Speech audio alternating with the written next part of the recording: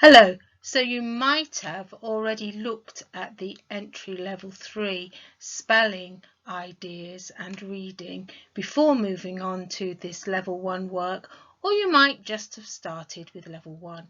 But we're going to begin with this work for level 1, looking at spelling strategies and some extra tips about reading.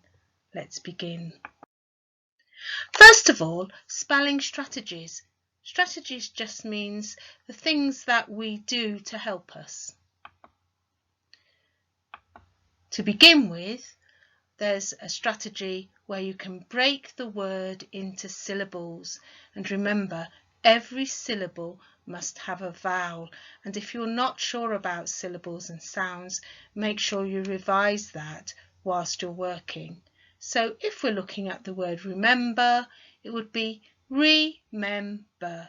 And an easy way to begin with syllables is to actually think about how many syllables there are in your own name. Another strategy that we use a lot is look, say, cover, write, check. So look doesn't just mean I'll have a quick look at that word.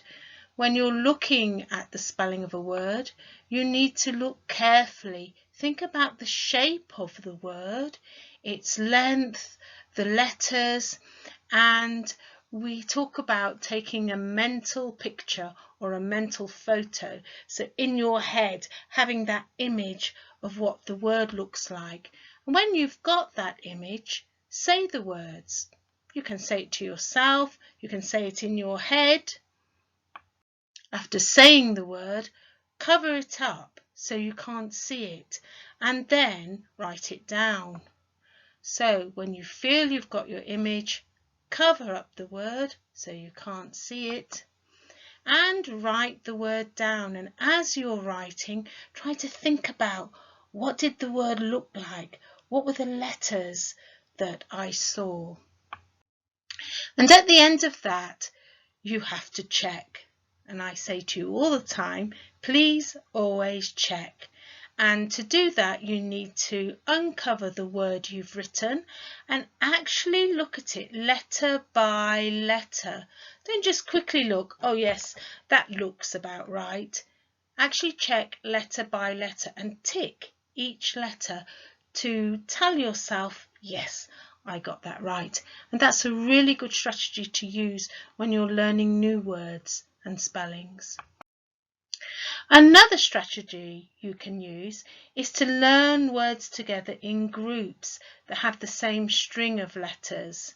And you can see there's two examples, here, there and where, all ending with ERE. And mother, other and brother, all ending in ER. If you look at the English words that you're using in your writing and your reading at level 1, you could come up with quite a lot of families of words that add on to the two that you can see here. One of my favourites is to use a mnemonic. So that's giving each letter of the word a different word to remember it by. And it can be a sensible mnemonic or it can be a silly mnemonic. And it can be any word you want it to be for each letter because you're the one who's got to remember it. So if I was thinking of how to remember 8, I would say E for elephants, I for in, G for gardens, H for hate, and T for Tess. Yes, so if I wanted to remember 8, I would just see in my head, elephants in gardens hate Tess. And then I would write down the first letter of each of those words. So mnemonics, great fun, but also very important. You make your own up that are important to you, things you're going to remember. Have a look for little words in longer words. So here's the word dandelions, but I can see the word lions at the end. I can see and in the middle, and I can see that the word begins with Dan. Now, I might want to remember any part of that word that I'm getting wrong. So I can choose which word do I want to remember in that longer word. Dandelions. So one of my favourite things that I did when my children were very little is we put the words everywhere. So I would help the children write the words down onto post-it notes, and we would actually post them around the house. You could put your words on the fridge, and actually I do have some magnets that I've bought that help attach paper onto the fridge, so it's a really good place to put something to remember. You could put the spellings on your wall. That's a good place for your children as well if you want to create a structure or a board that's just got lots of words on to remember. You could put the words in the car, although be very careful with that one. Obviously they've got to be somewhere that's not going to be in the way. And you could put the words in your word book, and we talked at entry level 3 about having a vocabulary book or creating vocabulary charts, so that's a really good place to put words. And you could put the words in your purse. And that wouldn't work for me. It might for other people, but I wouldn't put the words in my purse because I put my receipts in my purse, and then I find that I have got too many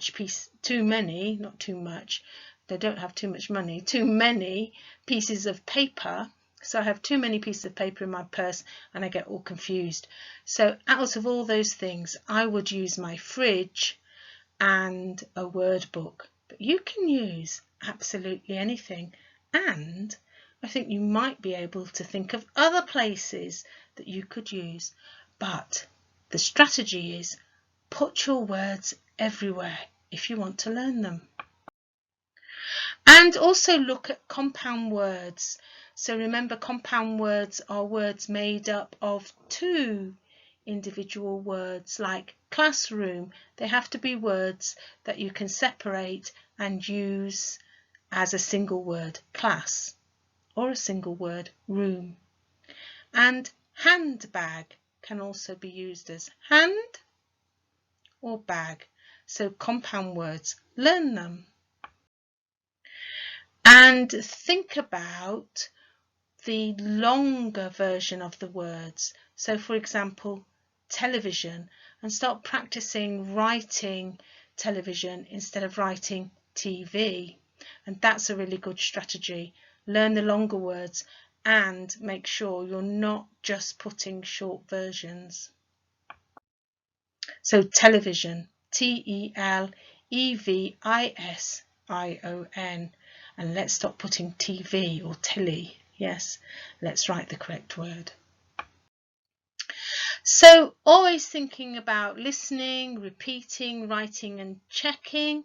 Think about the word itself and what does it involve. So it might be something to do with fun. And if you looked at the entry level 3 work, you would see that one of the spellings was enjoyable. And can you still do that at level 1? Because the most important thing about level 1 is it's saying you can do everything from entry level 3, and now you've moved on in your work. So moving on to reading then, we're going to have a look at different sources. To start off with, you need to think about what type of reading do you do. So do you read teletext or do you read from the television? Do you read from the internet? So lots of people now, instead of buying a newspaper, might actually read the newspaper, the headlines, the news articles from the internet. And what I want to share with you today is the site Skillswise. So BBC Skillswise is a really good site for you to use to have a look at reading and writing. So there's your website address do use it if you use the internet, and have a look at the different type of activities that are on there, and they're all really good for you to develop your English. Here's an example of a worksheet that you'll be able to take from this site, and there are always good ideas. If you don't have a printer or you don't have a way of actually downloading those pieces of work or those worksheets, then you can either take a photograph of them or just work through them at your own pace, but they're very well worth doing. So do go to BBC Skillswise and have a look at that. So remember that although a lot of people read newspapers online, it is worth picking up a British newspaper and reading it. And if you're not quite sure about your reading level, have a look at one of the papers that has a simpler structure of sentences, something like The Sun, which is not a paper that I read, but if I wanted to look at articles and I didn't want all the language that I might find in the Times newspaper or the Guardian, I would have a look at something like The Sun. Also have a look at two different types of reading together. So you might look at, for example, on your screen, you might look at the cinema, and you might look at the cinema information from a newspaper extract. What do you get from that? And you might have a look at a website, and it will be set out differently. It's really very important that you know at level 1 what are the different ways in which the reading is set out, because you are going to be doing, and you have done, some work on the different types of text, because they might show the same information in a different way. Also, don't forget that you have functional skills English textbooks, and it's really important that you work through these and use the contents page to check if there's an area you particularly want to look at. I really like these books because they're really good for studying, as they have the answers in for you as well. So if you do the piece of work and then check for yourself, or get somebody in your household, whilst we're on lockdown, it will be somebody in your household to check for you. And at the back of the book you've got the blurb, so you can check for yourself when you're at the stage of being able to buy your own study books. Have a look at the back of the book and see, is this the type of book I want to buy? And check the contents page. So when you're looking at the contents page, very important that you're looking at what do you need to do to improve your reading and writing skills at level 1, and will this particular book help you? Do make sure that you have remembered from other work that you've done at entry level the difference between fiction and non-fiction. I'm going to leave you to have a look at that yourself, because I know that we've mentioned it before at different levels, but really important that you're very clear about the difference. And for level 1 as well, you might want to start looking at the language within both of those texts to see those differences in a more developed way. And that's the end of this session, so there's just time for me to say bye. Bye now.